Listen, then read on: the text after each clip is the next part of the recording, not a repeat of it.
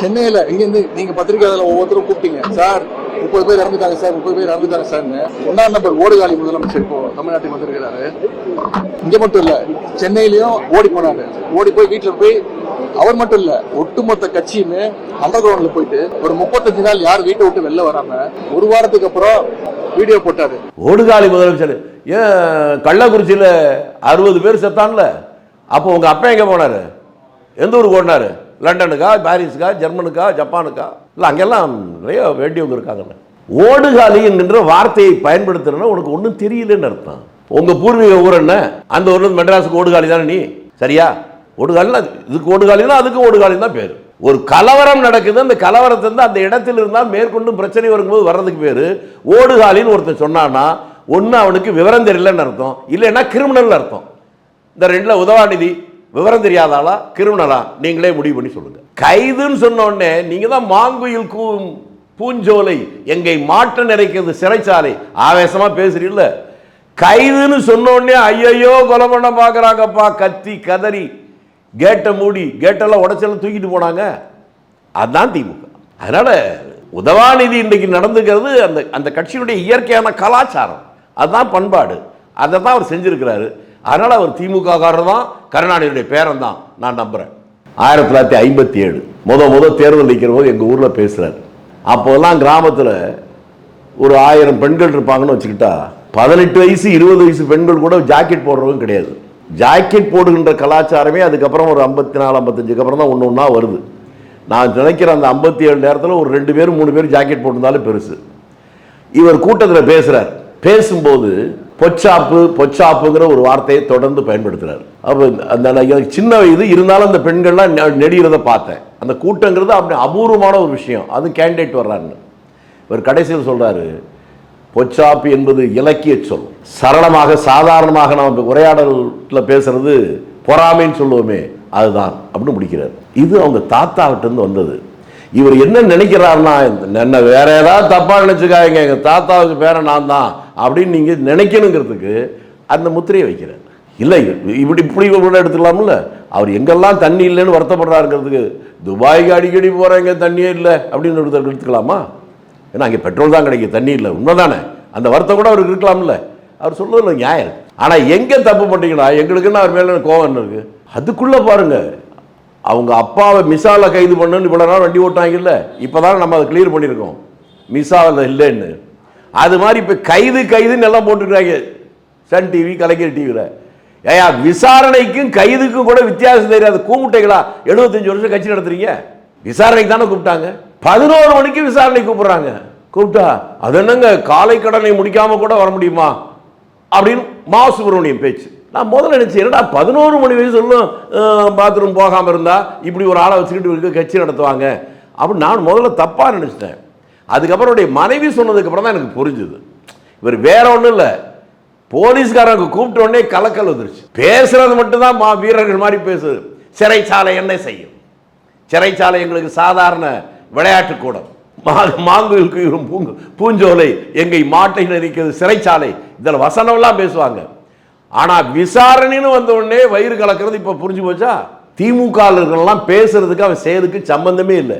அது என்னடா அது? ஒண்ணும் டிடிஆர் வந்தாலும் கக்கூசில் போய் சேர்ந்து ஒளிஞ்சுக்கிறீங்க, போலீஸ்காரன் வந்தாலும் கக்கூசில் போய் ஒளிஞ்சுக்கிறீங்க. உங்க இடம் அந்த இடத்துக்கு உங்களுக்கு ரொம்ப ராசி ரொம்ப நெருக்கமா இருக்குமோ எனக்கு தெரியல. 4 மணி நேரத்தை எப்படி போக முடியும்? அப்படி கூட்டு போனா கொல்ல பாக்குறாங்க, கொல்ல பார்க்க கத்துவீங்க. நிதானமா பொறுமையா கூட்டு போறதுக்கே இவ்வளவு பாடு இருக்கு. வேகமா கூட்டு போனா என்ன ஆகும்? தஞ்சாவூருக்கு 4 மணி நேரம் போக முடியுமா உங்களால? அதுக்கு அவங்க கார் இந்த 5 கோடி ரூபா கார்ல போகணும். போலீஸ் வேணலாம் அப்படி அந்த அளவுக்கு இல்லையே. இவங்க 5 வருஷம் ஆட்சியில் இருக்கும்போது போலீஸ் வேணலாம் நல்லா வச்சிருந்தாங்கன்னா ஒருவேளை 4 மணி நேரத்துக்கு மேலே 5 மணி நேரம் கூட போயிருக்கலாம். 5 மணி நேரத்துக்கு கூட போக முடியாது. இன்னும் தஞ்சாவூர் என்னங்க, இன்னும் உதயநிதி 35 மாசத்துல பிறந்தவங்க நாங்களாம் அவசரத்தில் பிறந்தவங்களா? உங்க ஆட்சியில் எங்களை கூப்பிடல? என்ன திருச்சியில் இருக்க மெயின்கார்டு கேட்ல லாட்ஜில் கைது பண்ணுறதுக்கு இவனுக்கு வந்ததா 10 போலீஸ் தான் வந்தது. ஒரு கொள்ளைக்காரனை பிடிக்கிற மாதிரி இவங்க ஆட்சியில் வந்தாங்க, வந்து பிடிச்சாங்களே. உங்களுக்கு தான் மாங்குயில் பூஞ்சோலையாச்சுங்க, எதுக்கு இதை பத்தி பேசுறீங்க? கைது வாங்க போலாம் அதெல்லாம் சொல்லணும். உங்களுக்கு ஒன்று தெரியுமா? இந்திரா காந்தி பெண் தானே, கைதுன்னாங்க, உடனே எந்திரிச்சு வாடினாங்க. நடந்து வரணுமா? எப்படி வரணும்? நடந்தே போகலாமா? ரைட்டு. என்ன உடனே கேட்குது, விலங்கு போட்டு கூட்டு போனா நடந்து போகணுமா? விலங்கு போடணும், போட்டுக்க. அது இல்லை மனுஷ ஜென்மம். நீ பேசுறலாம் வீரம் பேசுவ, ஆனா கேட்டா என்ன எப்படி விசாரணை கூப்பிடலாம்? விசாரணைக்கு கூப்பிடுறதுக்கே இவ்வளவு போராட்டம். நீங்க எல்லாம் பெரிய மாவீரர்கள். ஓ, மான்னா பெருசா? ரொம்ப பெருசுனாக்க மாமா வீரர்னு சொல்லாமோ? தமிழ் எனக்கு புரியல, கேட்டேன் சந்தேகத்தை. அப்ப அதே திரும்பி கேட்கலாம்ல. அவங்க குடும்பத்தில் இருக்கவங்களாம் அவங்கெல்லாம் தெரிஷாவுக்கு இவருக்கு என்ன சம்பந்தம்? ஓ, ராஜாச்சினா தான் கொண்டாடணுமோ? கனிவொடியில கொண்டாடணுமா? இல்ல அவங்க வீட்டில் இருக்க மற்றவங்க தான் கொண்டாடணுமா? வேற யாரையும் கொண்டாடக்கூடாதா? அத்திவரதரை பார்க்கறதுக்கு உங்க அம்மா போச்சு இல்ல, 1000 போலீஸ் பாதுகாப்பு இருந்துச்சு. அன்னைக்கு இந்த உத்தமபுத்திரன் கேள்வி கேட்டாரா? என்ன கேள்வி இது? திரிஷா யாரா வேணாலும் இருக்கட்டும், ஒரு பெண்ணை பற்றி தவறாக பேசினா என்ன தப்பு அப்படின்னா யோக்கியது என்னன்னு தெரியுது. பாரதிங்கிற பேரை முதல்ல மாற்றி தொலைக்கட்டும். உலகத்தில் இருக்க எல்லாரையும், தனி ஒரு மனிதனுக்கு உணவில்லை என்றால் இந்த ஜகத்தினை அழித்துவிடும் உலகத்துக்கே குரல் கொடுத்தவன் பாரதி. அந்த பேரை வச்சுட்டு இந்த கூமுட்டை என்னென்னமோ பேசுது. ஓசிச்சோரு. அவங்க அந்த நடிகையோட ஃப்ரெண்டு இன்னொரு நடிகையா, அந்த நடிகையை கல்யாணம் பண்ணிக்கணும்னு சொன்னாராம். அதை வேற விதமாக போய் அதை சொல்லி சொல்லி பார்த்து கேட்கலன்னு இவங்க அப்பாவே வேற ஒரு செட்டப் பண்ணாராம். அதை பார்த்தோன்னே ஐயோ போச்சேன்னு பால்டால் குடிச்சாருன்னு சொல்லிக்கிட்டாங்க. எனக்கு முழு விவரம் எனக்கு சரியா தெரியல. அது சரியா தப்பான்னு நீங்க தான் சொல்லணும்.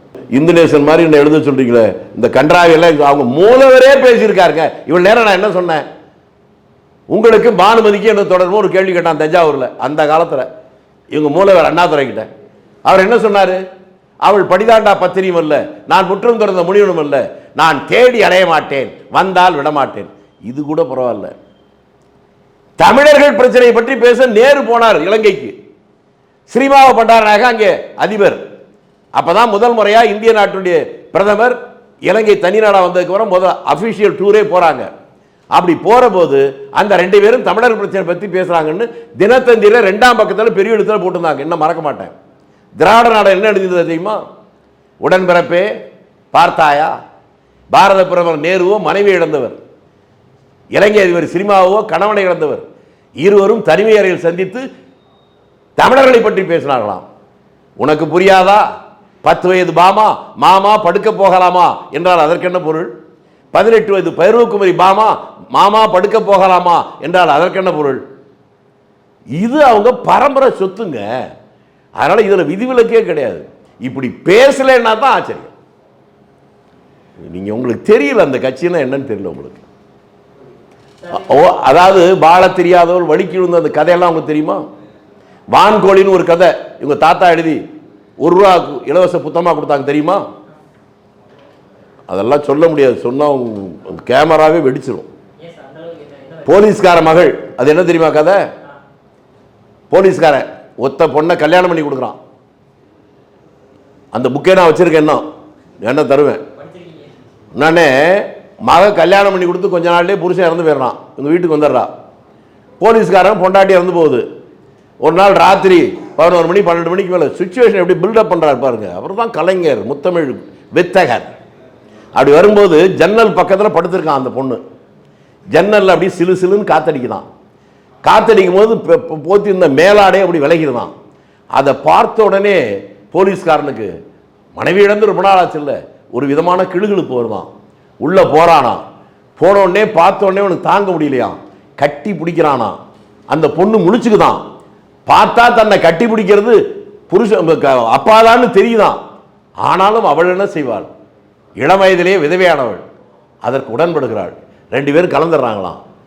காலையில் எந்திரிச்ச உடனே அந்த பொண்ணு தூக்குல தொங்குதான். இதுதான் அந்த கதை. இந்த மாதிரி நிறைய கதையை எல்லாம் தெரிஞ்சா அவ்வளவுதான், நாரி போயிடும். நான் வச்சிருக்கேன் வான்கோழி கதையில. அது ஐயோ அதெல்லாம் கேட்க முடியாது. மேகலா பிரஸ்ல அடிச்சது பிரிண்டர்ஸ் முதல் கொண்டு வச்சிருக்கேன்.